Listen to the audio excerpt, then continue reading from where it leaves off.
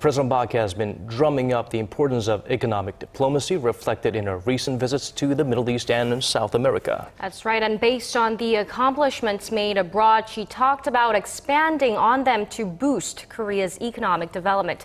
For this report, we turn to our Kwon Soa. The Korean economy can only develop by continuously reaching out into the global market. This is what President Park Geun stressed at a meeting on economic diplomacy on Tuesday, attended by key economic organizations and related ministries. 우리는 좁은 내수 시장의 한계를 극복하기 위해서 경제 개발 초기 단계부터 수출 주도형 성장 전략을 적극적으로 추진해 왔습니다. 그때뿐 아니라 지금도 대한민국의 운명은 이렇게 국내뿐만 아니라 세계 시장으로 눈을 돌려야만 발전할 수 있다고 생각을 합니다.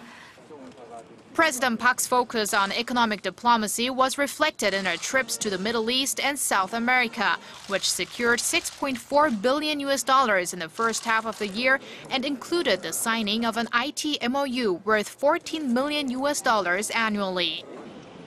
To further expand on these accomplishments, the president proposed three main directives.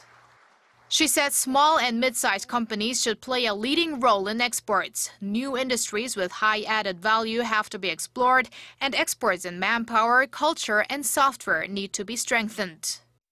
President Park pointed out that just 34% of exports come from SMEs, and less than 3% of SMEs in the country export their goods.